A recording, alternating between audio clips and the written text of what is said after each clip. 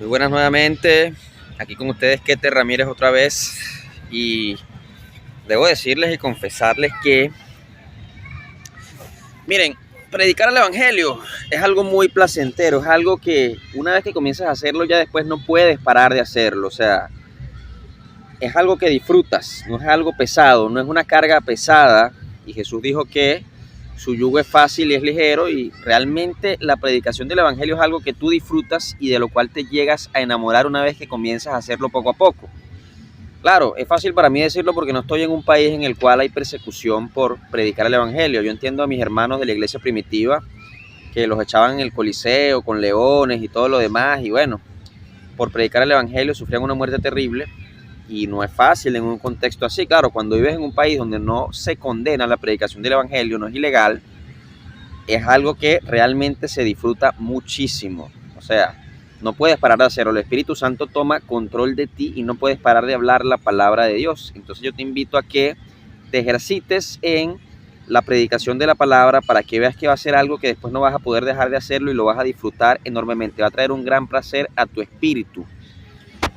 Entonces yo quería hablar en este momento, quiero ser breve, porque miren, en la segunda demanda de Marcos 1.15, sabemos que la primera demanda es cambiar la disposición mental, reconocerte como pecador, y la segunda es estar confiando en el buen mensaje, y el buen mensaje sabemos que es el evangelio es el hecho de que Cristo murió por los pecados pasados, presentes y futuros, por todos los pecados. Yo siempre hago la acotación de los pecados pasados, presentes y futuros, porque sé que la confusión está ahí, y es por el hecho de que como nosotros los seres humanos no sabemos el futuro, tenemos el paradigma y vemos a Dios como si Dios fuese igual a nosotros, que no sabemos el futuro. Y realmente Dios sabe el futuro. Por eso es que Dios, en el plan de salvación, Él sabía cada uno de los pecados que íbamos a cometer durante toda nuestra vida. Y Jesús pagó por todos los pecados. Y tenemos ese paradigma de que no, bueno, tú conoces a Cristo hoy y Él pagó por los pecados que cometiste antes de entrar en el camino, pero después, si tú te empiezas a portar mal, ya no hay más sacrificio, ya perdiste ese sacrificio que Él hizo por tus pecados, el pago de tus pecados, y eso es totalmente erróneo. Y vamos a leer algunos versículos que nos demuestran que Dios sí sabe el futuro, aunque obviamente Dios sabe el futuro porque es Dios, pero para alimentar la fe de ustedes voy a hablar sobre esos versículos. Vamos a Jeremías 29:11. Porque yo sé los pensamientos que tengo acerca de vosotros, dice Jehová, pensamientos de paz y no de mal, para daros el fin que esperáis. Ese es uno. O sea, ¿cómo nos va a dar el fin que esperamos si no sabe el futuro? Si no lo ha acomodado todo para que se dé según su plan. Daniel 8:19. Y dijo, he aquí yo te enseñaré lo que ha de venir al fin de la ira, porque eso es para el tiempo del fin. O sea, ¿cómo Él sabe lo que ha de venir si no sabe el futuro? ¿Cómo Él sabe sobre el tiempo del fin si no sabe el futuro? Daniel 2:29. Estando, oh rey, en tu cama, te vinieron pensamientos por saber lo que había de ser en lo porvenir, y el que revela los misterios te mostró lo que ha de ser. O sea, ¿cómo puede Dios mostrar lo que ha de ser si no sabe el futuro? Génesis 28:15. Aquí yo estoy contigo y te guardaré por donde quiera que fueres, y volveré a traerte a esta tierra, porque no te dejaré hasta que haya hecho lo que te he dicho. ¿Cómo puede cumplir sus promesas si no sabe y controla el futuro? Isaías 46:10. Que anuncio lo por venir desde el principio, desde la antigüedad, lo que aún no era hecho, que digo, mi consejo permanecerá y haré todo lo que quiero. Aquí no solamente está diciendo que Él anuncia lo que va a pasar, o sea, que lo sabe, sino que Él hará lo que Él quiere. O sea, el futuro no solamente Dios lo sabe, sino que lo controla. Isaías 42:9. Aquí se cumplieron las cosas primeras y yo anuncio cosas nuevas antes que salgan a la luz. Yo os las haré notorias. Obviamente, no hay mucho que decir. El mismo libro de Apocalipsis es un libro futurista, es un libro que habla sobre los acontecimientos futuros. ¿Cómo no va a saber Dios el futuro? ¿Y cómo no va a controlar Dios el futuro? Lo sabe y lo controla, claro. Él amolda todo para que tú tengas tu libre albedrío y tomes tus propias decisiones según el plan de Él. Entonces, el futuro ocurre como Él quiere y al mismo tiempo tú estás tomando tus decisiones según tu libre voluntad, porque Dios no quiere robots ni quiere esclavos. Él quiere que tú, si lo vas a amar, lo ames porque tú quieres. Entonces Dios acomoda todo y lo moldea todo para que ambas cosas coexistan, tu libre albedrío con su plan sobre el futuro. Entonces, 1 Corintios 15:3, porque primeramente os he enseñado lo que asimismo recibí, que Cristo murió por nuestros pecados, no solamente por los pecados pasados, por todos los pecados, conforme a las Escrituras, y que fue sepultado y que resucitó el tercer día, conforme ¿a qué? A las Escrituras. Este es el Evangelio. 1 Corintios 15:3 y 4. El Evangelio murió por nuestros pecados y resucitó conforme ¿a qué? A las Escrituras. Tuvo que haber muerto por todos los pecados pasados, presentes y futuros. Porque si Hubiese habido un solo pecado que tú hayas cometido por el que Él no murió, tú te vas al infierno. Por un solo pecado que tú hayas cometido que no tenga la expiación sustitutoria, tú te vas al infierno. Entonces Juan 5:21, porque como el Padre levanta a los muertos y les da vida, así también el Hijo a los que quiere da vida. Porque el Padre a nadie juzga sino a todos, sino que todo el juicio dio al Hijo, para que todos honren al Hijo como honran al Padre. El que no honra al Hijo no honra al Padre que le envió. De cierto os digo, el que oye mi palabra y crea al que me envió tiene vida eterna y no vendrá condenación, mas ha pasado de muerte a vida. Aquí está hablando también del nuevo nacimiento, no está hablando solamente de la vida eterna, sino del nuevo nacimiento que ocurre a partir de cuando tú crees en Él aquí en la tierra. El nuevo nacimiento ha pasado de muerte a vida, o sea, tu espíritu ha sido vivificado. Yo he estado hablando mucho en estos últimos videos sobre el nuevo nacimiento y voy a seguir hablando porque es un tema que tiene mucho que explorar. De cierto os digo, viene la hora y ahora es cuando los muertos oirán la voz del Hijo de Dios y los que la oyeren vivirán. Porque como el Padre tiene vida en sí mismo, así también ha dado el Hijo el tener vida en sí mismo. O sea, si tú oyes la palabra de Jesús, si tú oyes el Evangelio y tú lo crees, que pagó por todos tus pecados, tú vivirás, espiritualmente revivirás, porque estás muerto espiritualmente si tú no cumples las dos demandas de Marcos 1:15, cambiar la disposición mental y confiar en el buen mensaje. Sin embargo, si oyes la voz del Hijo de Dios y lo crees con fe, con certeza y convicción, tú vivirás. Y también de autoridad a hacer juicio por cuanto es el Hijo del Hombre. No os maravilléis de esto, porque vendrá hora cuando todos los que están en los sepulcros oirán su voz. Y los que hicieron lo bueno saldrán a resurrección de vida, mas los que hicieron lo malo a resurrección de condenación. Entonces, Él tiene la capacidad de hacer juicio por cuanto es el Hijo del Hombre. ¿Y quién es el Hijo del Hombre? El Hijo del Hombre es mencionado en el libro de Daniel como el Mesías que viene a juzgar al mundo, el Mesías enviado por Dios. Luego hablaremos más sobre ese tema en otro video. Pero Él tiene autoridad por ser el Hijo del Hombre. Es el Hijo del Hombre, es el título que se le da al Mesías. 2 Corintios 5:21, al que no conoció pecado, por nosotros lo hizo pecado, para que nosotros fuésemos hechos justicia de Dios en Él. ¿Por qué les hablo de esto? ¿Por qué les hablo de 2 Corintios 5:21?